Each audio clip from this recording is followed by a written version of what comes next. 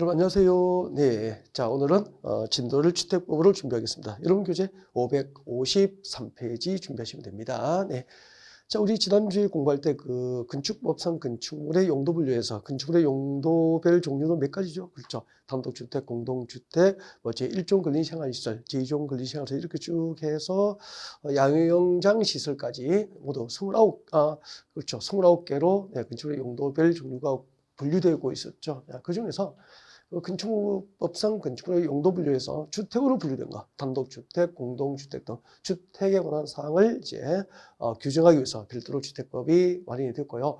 자, 주택법이 어떻게 구성이 되어 있을까? 대략적으로 한번 볼까요? 네. 자, 출제문항수는 건축법과 똑같습니다. 건축법과 똑같이 네, 7문제가 출제되고요. 솔직히 뭐 건축법보다는 다소 좀 분량이 작고 네, 쉽기 때문에 이렇게 점수를 받기가 좀 용이하다 그렇게 볼 수 있습니다.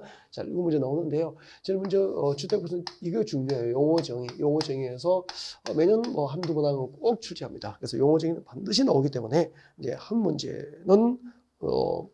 한 문제를 넘어가지고 두 문제까지도 네, 자주 나와요. 그래서 용어 정의를 잘 하셔야 될 것 같고요.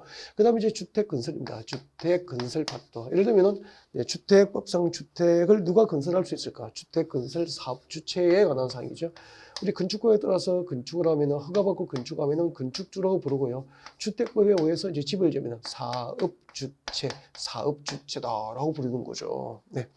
자, 그때 사업 주체 중에서 이제 등록 사업자라든지 그리고 등록 사업자라든지 주택조합에 대해서 이제 출제가 잘 이루어지고 있습니다. 그다음에 자, 그때 이제 주택 건설 사업의 절차죠. 주택 건설 사업, 주택법상 주택 건설 사업의 절차 등에 관련된 사항을 학습을 하시게 되고요.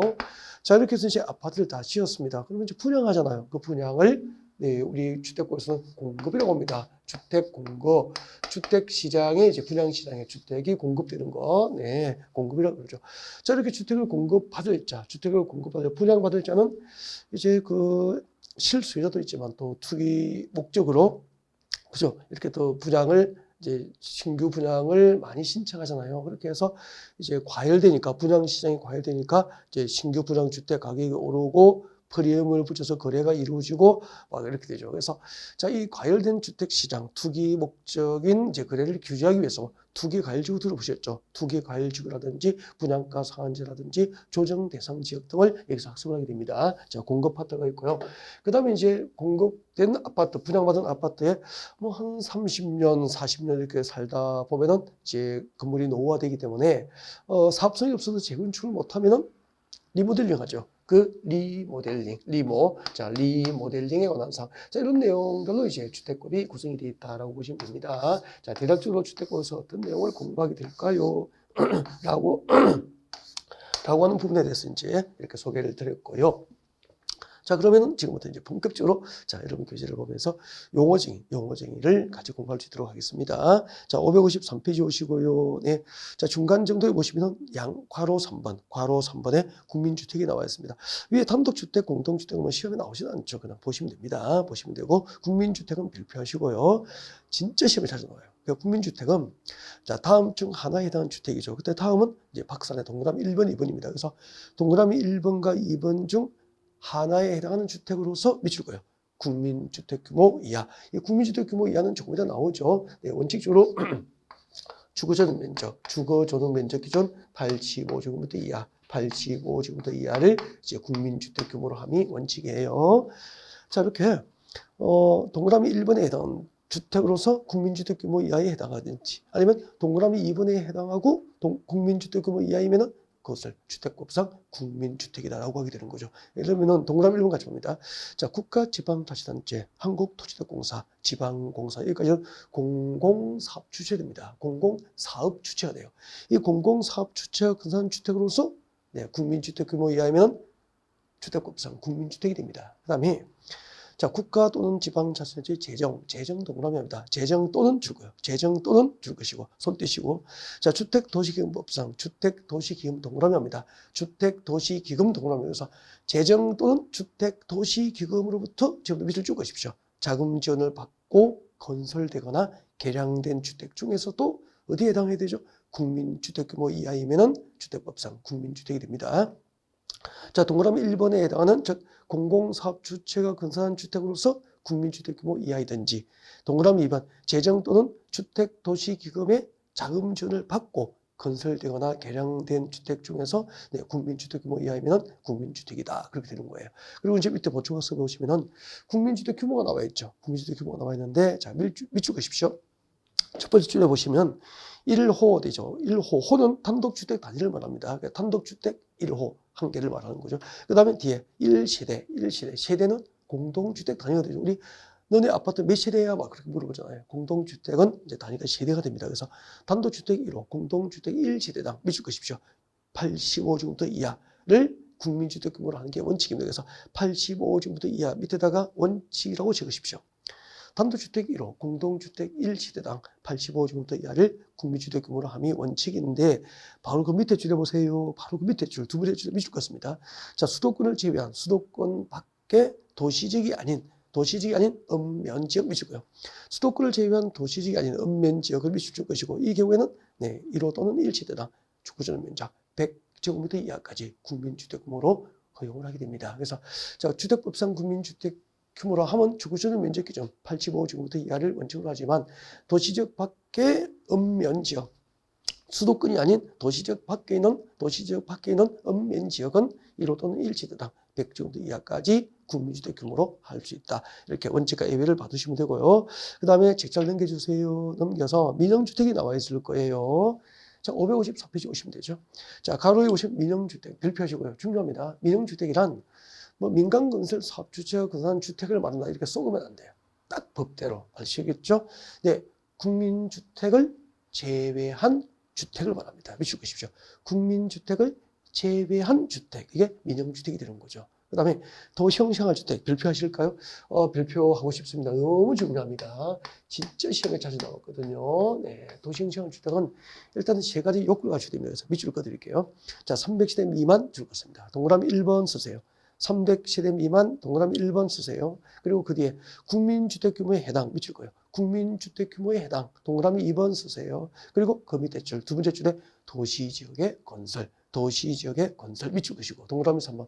자, 이 동그라미 1번, 2번, 3번의 요건을 모두 갖추면은, 그렇죠, 법상 도시형 생활주택이 되는 거예요. 그래서 도시형 생활주택 요건 300세대 미만일 것, 국민주택 규모에 해당할 것, 그리고 도시지역에 건설할 것. 자, 이 세 가지 요건을 갖춘 주택 중에서 다음에 해당하는 주택이 도시형 생활주택이 되는 거죠. 그래서 도시형 생활주택의 종류가 나와 있습니다. 박스에 들어오세요. 자, 소형주택 밑줄 것이고요.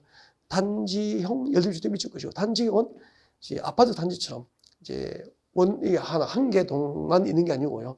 그 대지 안에 2개 이상의 이제 연립주택 동이 존재하면은 이제 단지를 형성하고 있는 연립주택이라고 해서 단지형 연립주택, 그렇게 이름을 붙인 겁니다. 그 다음에 이제 단지형 다시대주택 마찬가지죠. 단지를 형성하고 있는 다시대주택 단지를 이제 단지형 다시대주택이다. 그렇게 이름을 붙이게 된 거예요. 네. 자, 거기서 소형주택의 요건이 나와 있어요. 554페이지에 있죠. 소형주택의 요건은 몇 가지가 있죠? 그렇죠. 기업부터 위원까지 5개. 이 통째로 지난해 시험 나왔거든. 지난해 이거 통째로 나온다고 그 마지막 100선 뽑아드린 문제 그대로 터치 하나 틀리고 그대로 나온 거예요, 시험에. 그래서 기본적으로 소형 주택 요건은 암기를 하셔야 됩니다. 그래서 기업부터 미용까지 요건을 모두 갖추면 뭐죠? 소형 주택이 되는 거예요. 거기서 자, 디귿하고 리얼을 묶어서 비교하셔야 될 거예요. 자, 디귿번까지 봅니다. 자, 소형 주택의 주거시설 면적이 30제곱미터 미만 동그라미예요. 30제곱미터 미만이면은 줄 것죠. 욕실과 보일러실을 제외한 부분은 하나의 공간, 즉 원룸으로 구성해야 된다는 거죠. 이걸 원룸이라고 하는 원룸. 그 다음에 내려옵니다. 리얼번에 주거시설 면적이 30제곱미터 이상인 경우 30제곱미터 이상 동그라미 합니다. 자, 주거시설 면적이 30제곱미터 이상인 경우에는 3개 이하의 침실, 3개 이하의 침실, 3개 이하의 침실과 그 밖에 공간으로 구성할 수 있습니다. 그러니까 3룸으로 할 수 있다 이 말이에요. 3개 이하의 침실. 그러면 주거시설 면적이 30제곱미터 이상이면 최대 3룸까지 네, 가능하고요. 침실이 있는 2개 이상인 시대수는 소형주택 전체 시대수의 3분의 1을 초과하지 않은 범위 내에서 허용이 됩니다. 네. 자, 그 다음에 이제 단지형 연립, 단지형 다시주택은 읽어두시고, 이 2개는 이제 중요한 게 이거예요. 단지형 1주택에 보면은 이렇게 돼 있죠. 자, 단지형 연립주택, 본래 이제 연립주택은 주택으로서 인층이 4개 층 이하가 원칙이잖아요. 근데 밑줄 쭉 그십시오. 건축위원회 심의를 받은 경우에는 네, 연립주택이지만 단지형 연립주택은 주택으로서 인층수를 몇 개? 5개층까지 건축을 허용합니다. 그 다음 다시대주택도 마찬가지라고 해서 555페이지 맨 위에 다시대주택 뒤에 봐요.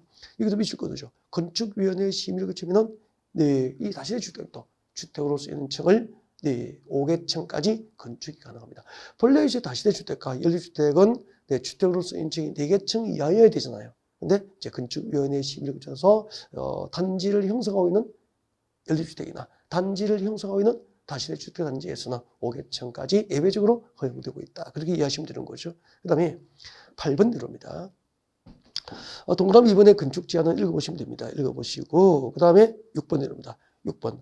괄호 6번이죠. 괄호 6번 내려오셔가지고 세대 구분형 공동주택 별표하실까요? 가끔 출제가 됩니다. 세대 구분형 공동주택. 잠깐만요. 그리고 옛날에 그 박근혜 정부 때 뭐 이렇게 빚내서 아파트를 좀 사라고 할 정도로 주택 경기가 안 좋은 적이 있었다고. 주택 경기가 안 좋으니까 건설회사가 아파트를 지으면 미분양이 많이 생기잖아요. 그러면은 평소 작은 뭐 15평, 뭐 22평 뭐 이런 것은 쉽게 전세주택이나 임대주택으로 전환을 할 수 있어. 미분양된 아파트를. 근데 만약에 뭐 평소가 50평, 60평 막 이렇게 되면은 이거 이제 미분양 아파트 처리가 잘 임대주택이나 전세주택으로 쉽지 않잖아요. 그래서 만약에 이제 50평 아파트가 있다라고 가정합시다. 50평짜리 아파트가 있으면은 이거 이제 미분양 되니까 건설회사는 아파트를 못 파니까 자금을 회수를 못 하잖아. 그래서 이제 유동성 부족으로 건설회사가 위험해지고 주택 경기가 워낙 이제 실물 경제에도 부정적으로 영향을 미치니까 정부에서 이걸 만들어냅니다. 국회에서 여당과 야당이 합의해가지고 세대 구분형 공동주택 제도를 그때 도입한 거예요.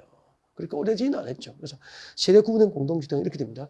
자, 50평 아파트에서는 공동주택 내부 공간을 이렇게 다 구분합니다. 내부 공간을 다 구분해서 출입문을 별도로 냅니다. 네, 이렇게 해서 방 2개, 뭐 거실 주방, 방 2개, 거실 주방 이런 식으로 만들어서 공동주택 내부 공간을 구분해서 각각 독립된 세대가 독립적인 주거가 가능해요. 세대별로 각각 독립적으로 주거는 가능한데 이 구분된 세대별로 별도의 아파트처럼 구분 소유를 할 수 없는 주택을 세대 구분 공동주택이라고 합니다. 그래서 이제 공동주택 내부 공간을 구분해서 독립적으로 세대별로 주거는 가능하지만 별도의 아파트처럼 구분 소유를 할 수 없는 주택을 뭐라고 한다? 세대 구분형 공동주택이다라고 하게 되고요. 자, 여러분 교재와 같이 봅니다. 자, 555페이지 맨 밑에 5번째 줄을 봅니다. 세대 구분형 공동주택이랑 지금 밑줄 것이면 되죠. 자, 공동주택 내부 공간 일부를 세대별로 구분해서 생활이 가능한 구조로 하되, 그 다음에 중요합니다.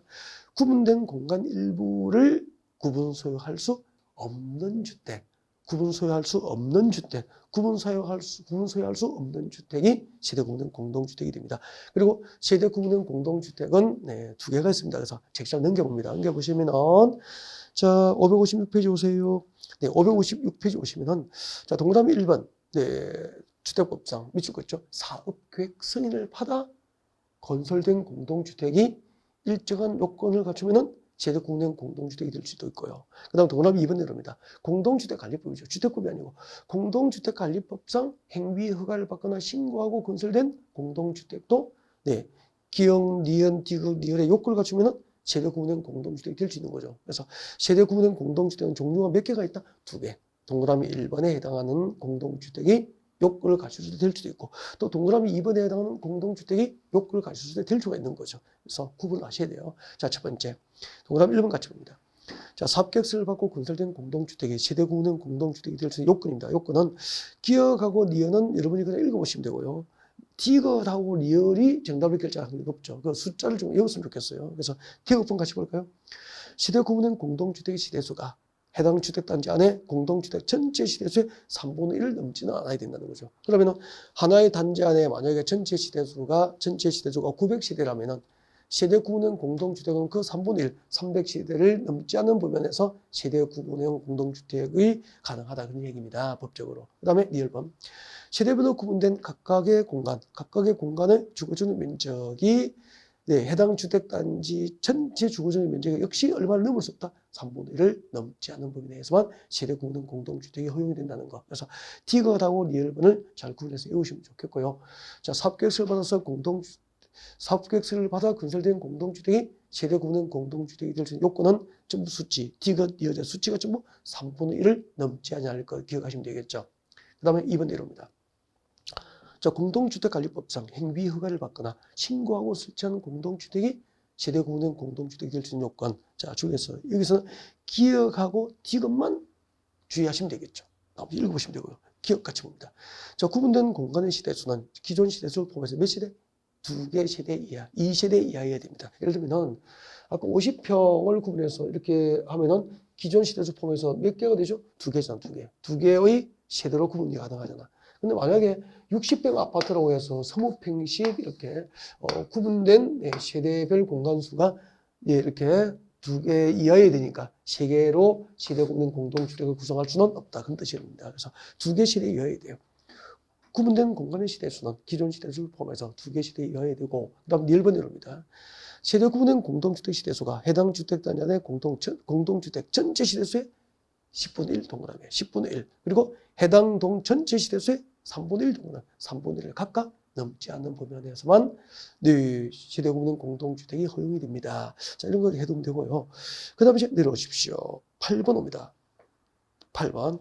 7번의 임대주택은 읽어보시면 이게 자체가 시험 나오지 않거든요. 그래서 저는 출제 가능한 것 위주로 용어를 지금 설명하고 있는 겁니다. 출제됐거나 가능한 것만. 시험에 안 나오면 뭐 참고하시면 되잖아요. 자, 8번 같이 봐요. 8번도 출제 가능성은 맞아. 났는데 잠깐만 설명 좀 할게요. 여러분, 우리 대통령 선거할 때 보면은 내가 대통령 되면은 반값 아파트 값을 대폭 반값으로 뭐 이렇게 부동산 시장에 공급해서 내 집 마련 기회를 늘리겠습니다. 막 그런 얘기를 하잖아요. 이 반값 아파트가 이거예요. 그래서 법으로 반값 아파트를 못하니까 토지 임대부 분양주택이라고 한 거로. 그래서 한번 봐요. 만약에 이제 한국토지대공사, 주택공사죠, 주공. 이제 주공이 아파트 건설 사업을 합니다. 사업을 하면은 주공이 주택건설 사업 시행자가 되는 거잖아요, 시행자. 이 주택건설 사업 시행자가 되는 거죠. 그럼 봐요. 자, 주공에서 이제 이렇게 택지를 조성해서 여기다가 아파트를 지을 거 아니에요. 이렇게 아파트를 짓겠죠. 이렇게 아파트를 지으면은, 이 토지 있죠. 이 토지 소유권은 사업 시행자가 같습니다. 토지 소유권은 시행자가 같습니다. 주택공사가 토지 소유자가 되는 거예요. 소유권은 시행자가 같습니다. 사업 시행자가 같고요.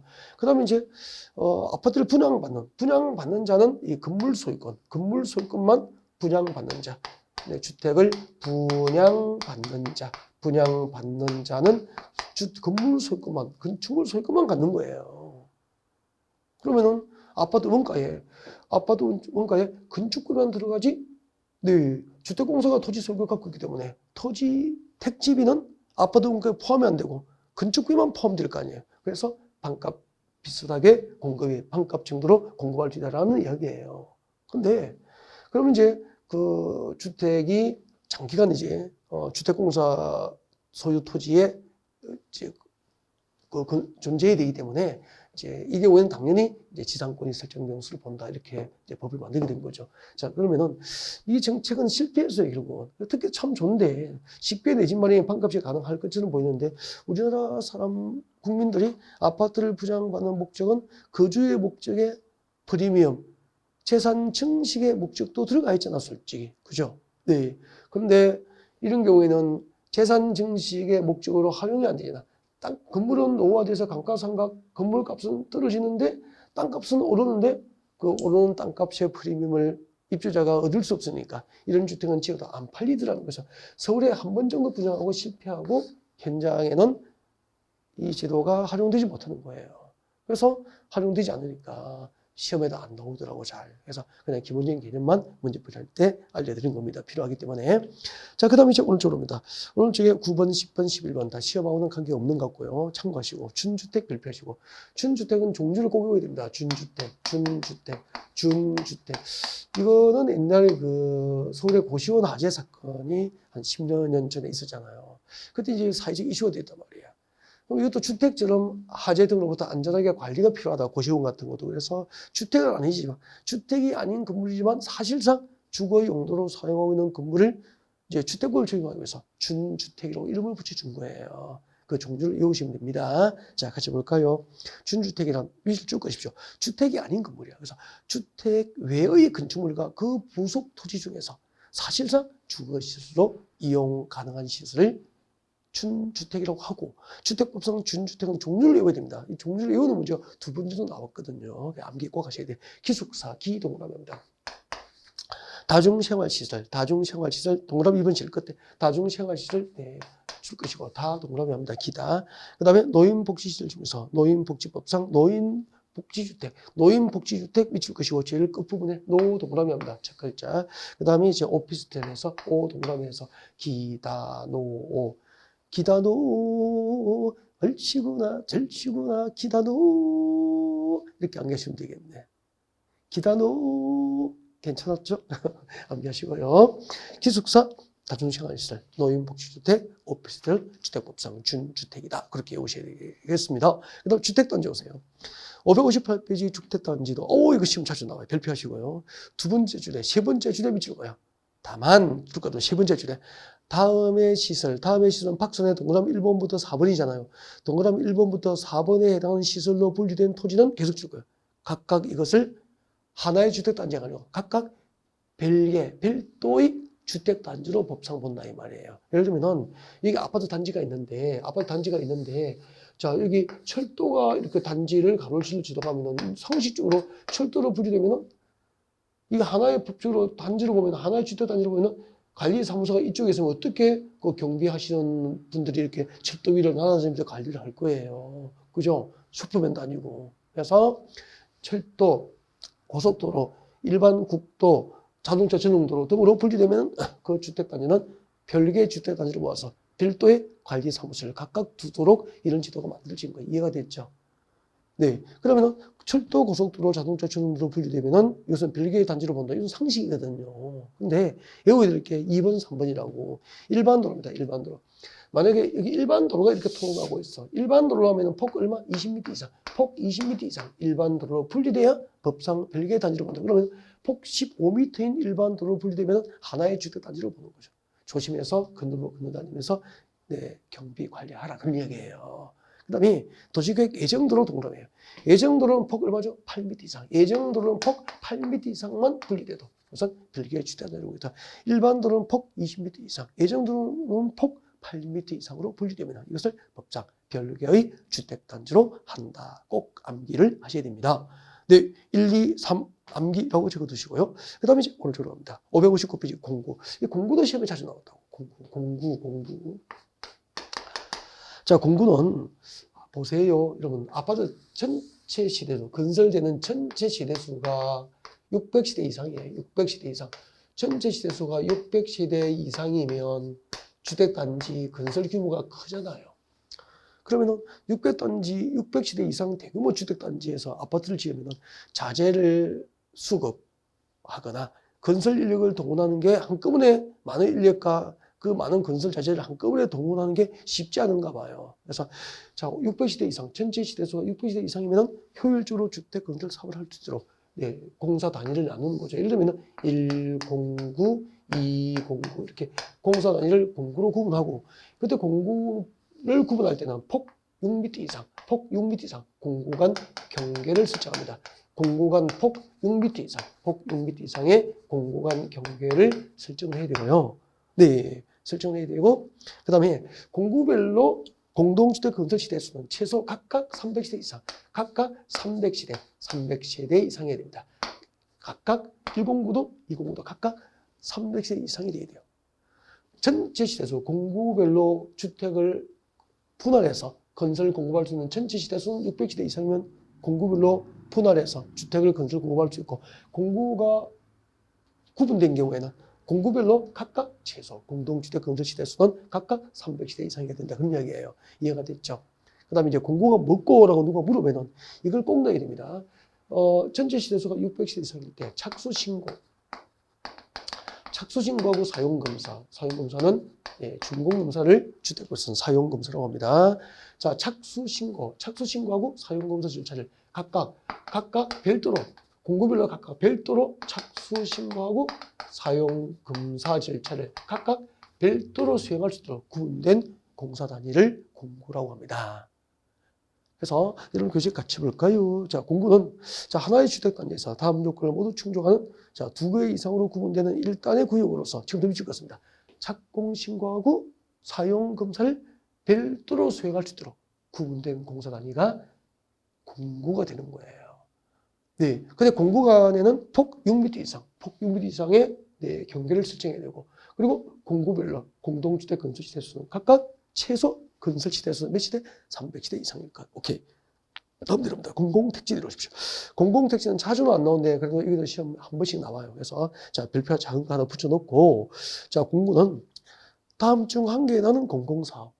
그러면 이제 그 주택법상 공공택지에 해당하는 공공사업의 종류가 동그라미 1번부터 10번이 나와 있단 말이야. 그래서 동그라미 1번부터 10번에 해당하는 공공사업으로 개발 조성된 공동주택 건설 용지를 주택법상 공공택지로 가져다 쓸 수 있다 이 말이에요.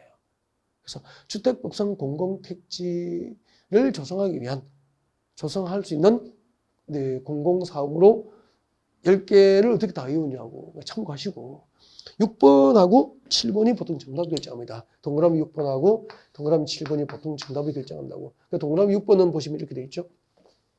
동그라미 6번은 도시개발 사업이에요.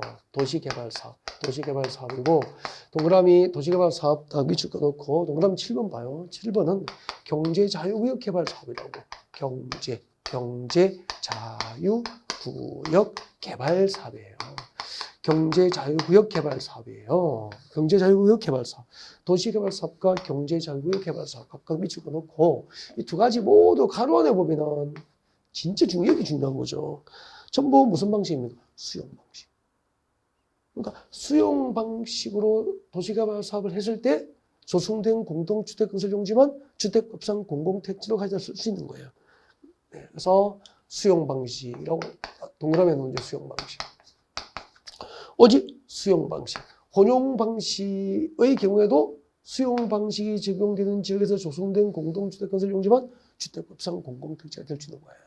그리고 경제자유구역 개발 사업도 마찬가지예요. 경제자유구역 개발 사업도 수용 방식. 가로 안에 보십시오. 수용 방식으로 조성된 공동주택 건설 용지만 주택법상 공공택지로 가져다 쓸 수 있게 되어 있어서, 도시개발 사업과 경제자유구역 개발 사업으로 조성된 공동주택 건설 용지가 주택법상 공공택지가 되기 위해서는 오직 수용 방식에 의할 것 딱 외우시면 되잖아요. 왜냐하면 여러분 환지 방식으로 조성된 공동주택 건설 용지는 주택법상 공공택지로 가져다 쓸 수가 없어요. 왜냐하면 종전 토지 소유자들에게 환지 처분해서 되돌려줘야 되니까. 이해가 되죠? 이해하시겠죠? 그래서 주택법상 공공택지로 가져다 쓸 수 없고, 경제자유구역 개발 사업과 도시개발 사업으로 조성된 공동주택 건설 용지가 주택법상 공공택지가 되려면 오직 수용 방식으로 조성된 공동주택 단지여야 된다는 거죠. 그래서 공공택지 하면 수용 방식에 하나 없다. 그렇게 기억했으면 좋겠습니다. 객관식 시험 치면 되지, 우리는. 그 다음에 넘겨줘요. 부대시설 나와 있습니다. 부대시설은 아파트 단지에 가면 주택의 부수주로 설치된 주택단지 안에 도로, 주차장, 관리사무소, 주택단지 안에 도로, 주택단지 안에 있는 도로, 담장 이런 게 전부 뭐죠? 부대시설입니다. 부대시설이고, 그 다음에 오른쪽으로 갑니다. 복리시설. 복리시설은 입주자들의 생활 복리를 위한 시설. 예를 들면 어린이 놀이터, 근린생활시설, 유치원, 주민운동시설, 경로당 등의 복리시설이고요. 이 부대시설과 복리시설은 종류를 구분하여 암기를 해야 돼요. 그래서 동그라미 1번에 나와 있는 정도 꼭 암기하시면 돼. 나머지는 참고하시고요. 그 다음에 이제 내려오십시오. 9번에 봅니다. 기간시설이죠. 기간시설. 밑줄 긋죠.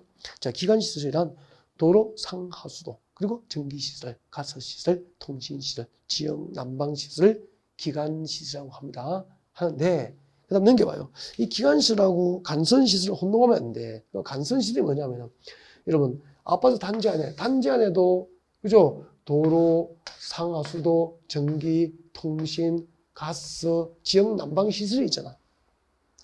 이 기관시설이라고 했잖아. 이 주택단지 안에 있는 기관시설하고 단지 밖에 있는 기관시설, 도로, 상하수도,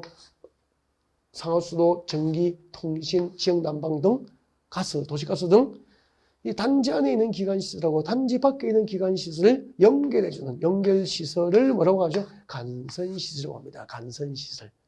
아셨죠?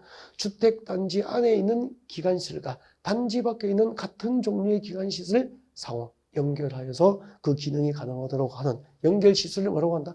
간선시설이라고 합니다. 아셨죠? 그래서 기관시설하고 간선시설을 구분을 하셔야 됩니다. 항상 딱 구분하실 것. 그 다음에 사업주체. 사업주체는 나중에 조금 있다가 설명을 다시 드릴 거고. 그 다음에 입주자는 됐고요. 참고하시고. 사용자 관리주도 참고하시면 돼요. 리모델링 발표하시고. 리모델링 발표합니다. 리모델링. 주택법상 리모델링은 지금 교재에 보니까 상당히 복잡해 보이죠. 복잡해 보이는데 설명 듣고 교재 한번 보세요. 그러면 아주 심플하게 이해가 될 겁니다. 쉬워져요. 그래서 자, 고개를 들어주실까요? 네. 자, 주택법상 리모델링은 두 가지 방법으로 합니다. 주택법의 리모델링, 리모라고 적어둘게요.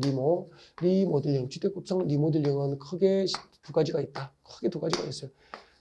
대수선, 아파트를 크게 수선하는 방법으로 리모델링을 할 수 있어요. 그래서 대수선 리모델링이 있어요.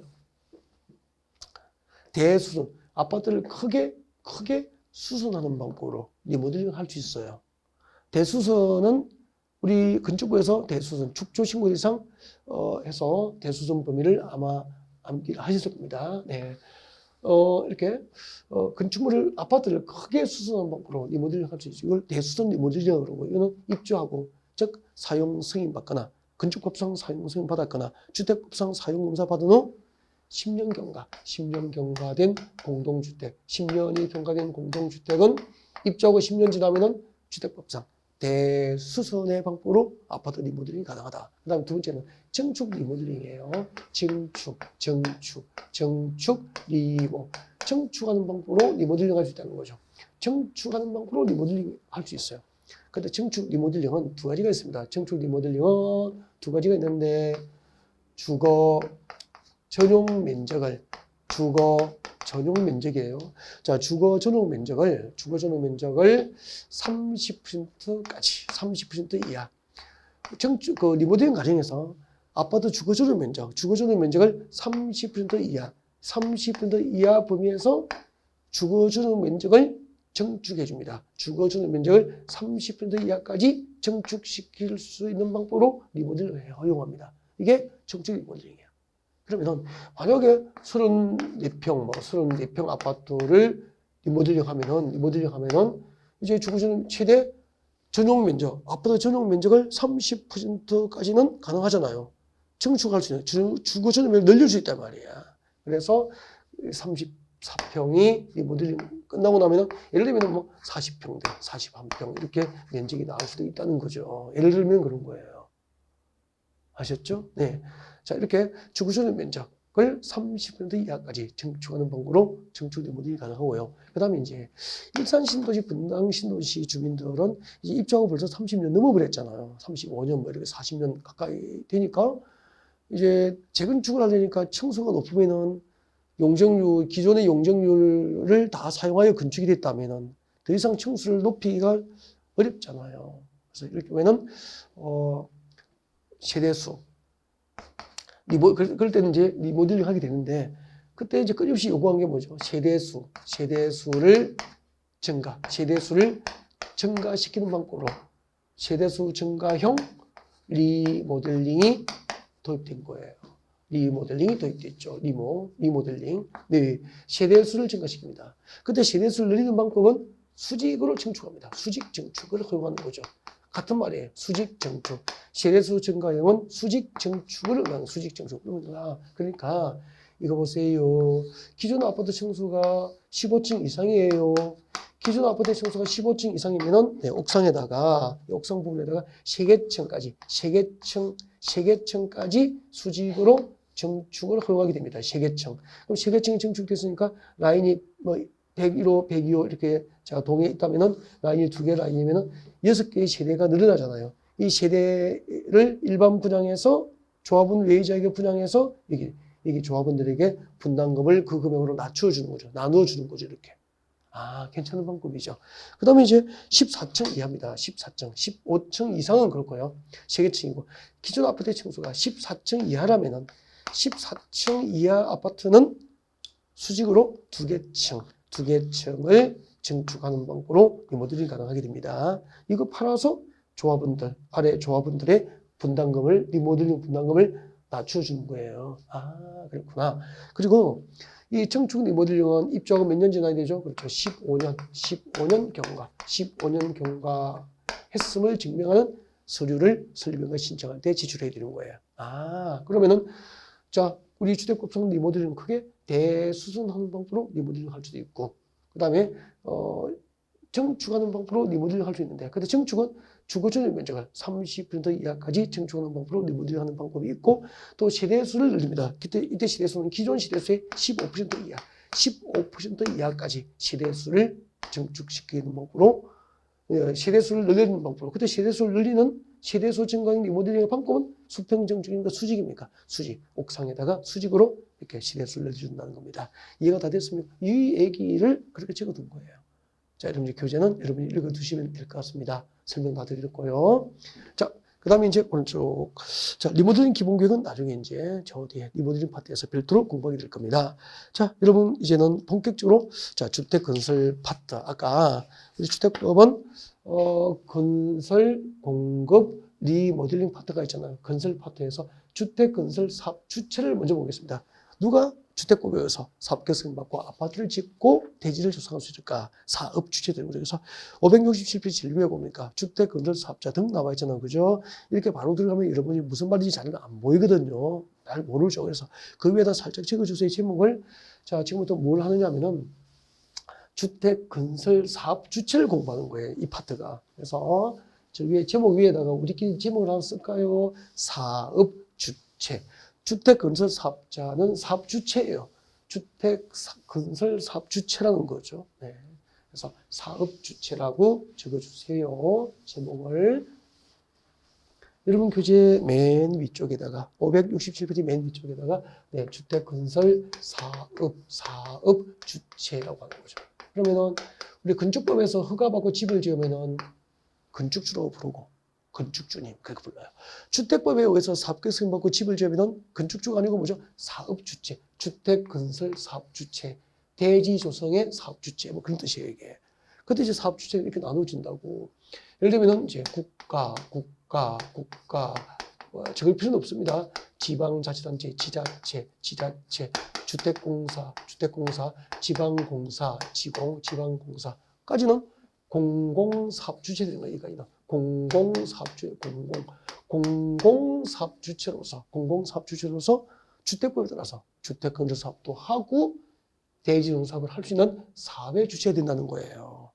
그럼 이제 공공사업주체가 있고요. 그 다음에 이제 민간도 있단 말이에요. 민간.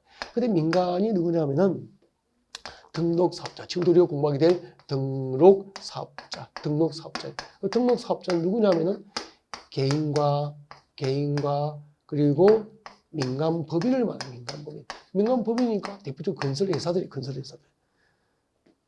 뭐 현대아이파고, 뭐 대우프루지오 건설회사들이에요. 아, 삼성을 의미하는 거. 그러면은 대한민국에서 개인과 법인이 주택 건설 사업을 하려면 주택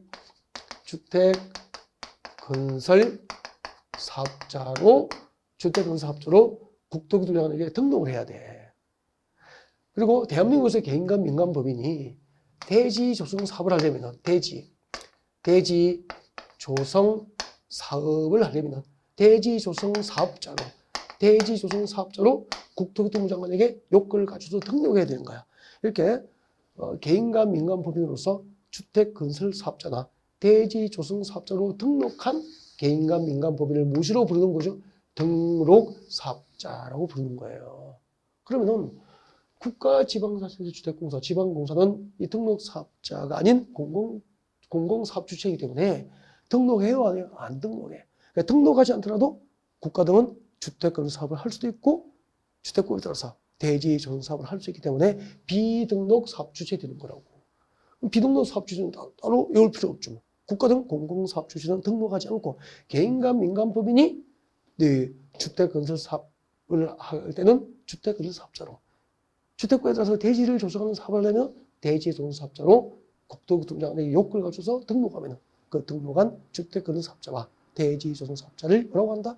등록 사업자라고 한다. 그런 얘기입니다. 이해가 됐습니까? 네. 자, 그러면 지금부터 우리는 그 사업 주체 중에서 누구를 공부한다? 등록 사업자를 공부할 거야. 그러면 등록 대상, 개인과 민간 법인 중에서 누가 등록해야 될까? 누가 등록해야 될까? 등록 기간 어디에 등록할까? 결격 사유는 무엇일까? 등록 취소 사유는 무엇일까? 이런 것을 지금부터 공부를 하겠다는 겁니다. 많이 중요하지는 않는데 시험에 나오기는 합니다. 가끔. 그래서 별표 하나 딱 해놓고 시작하겠습니다.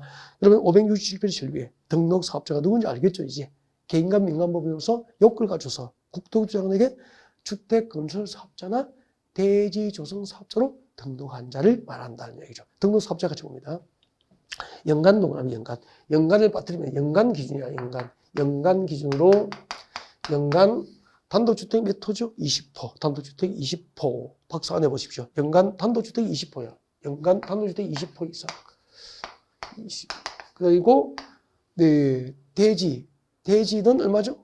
공동주택 20세대 이상. 단독주택 20호. 공동주택 20세대. 공동주택 20세대 이상. 단독주택 20호. 공동주택 20세대 이상. 주택건설 사업을 하려면은 그 개인과 법인은 주택건설 사업자로 등록해야 되는 거예요. 등록 대상이 되는 거예요. 아셨죠? 그 다음에 대지는 얼마죠? 연간 기준으로 얼마죠? 대지는 연간 1만 제곱미터 이상. 연간 1만 제곱미터 이상.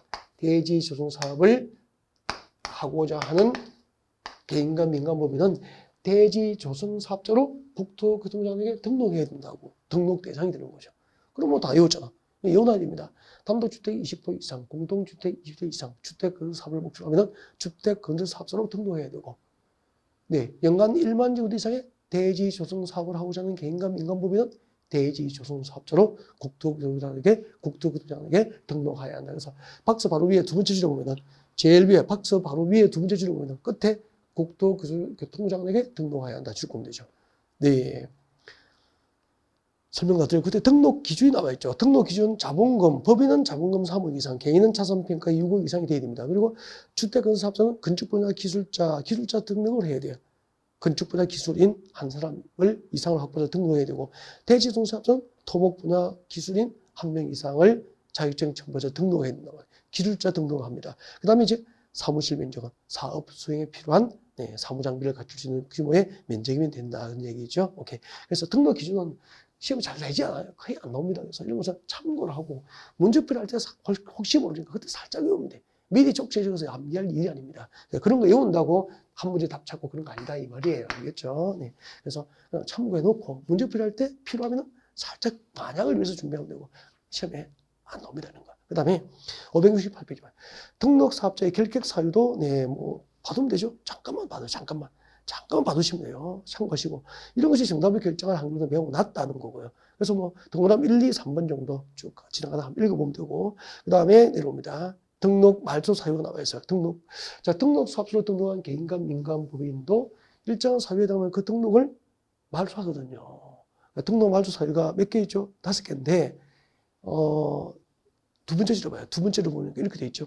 동그라미 1번 또는 5번에 해당하면은 동그라미 1번이 뭐죠? 거짓이나 그 밖에 부정한 방법으로 등록한 경우 이 줄 쭉 끊었죠. 그 다음에 5번 내려옵니다. 등록증 대여한 경우 이 두 가지는 그 등록을 말소할 수 있다가 아니고 절대 취소입니다. 반드시 그 등록을 말소하여야 한다. 이 두 개만 외워두면 되죠. 절대 말소 사유.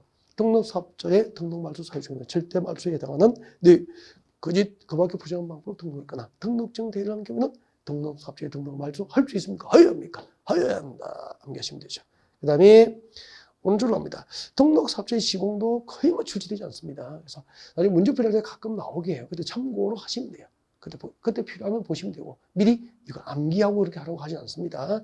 그 다음에 넘어갑니다. 넘어가서 비등록 사업자가 있죠. 비등록 사업자는 아까 국가, 지자체, 주택공사, 지방공사는 공공사업주체가 등록할 필요가 없죠. 누가 등록하죠? 개인과 민간 부문은 등록이고 나머지는 전부 등록하지 않고 사업주체 될 수 있다는 거예요. 그럼 별도로 뭐 이거 암기할 필요 없는 거잖아. 이해가 됐으니까. 그 다음에 비등록 사업자의 분류에서 공공사업주체 아까 말씀드렸고 공동사업주체 이럽니다. 공동사업주체 가로 2번에 공동사업주체 종류 밑줄 거예요. 밑줄 거예요. 필기는 필요 없죠. 설명을 드려요. 여러분 등록 그 토지 소유자 만약에 제가 수도권 신도시 개발 지역에 땅 5만 평을 가지고 있어 제가 좋겠죠. 자 그러면은 저는 토지 소유자죠. 그럼 신도시에 땅 5만 평 가지고 있으면은 건설회사 불러서 현대 이렇게 오세요.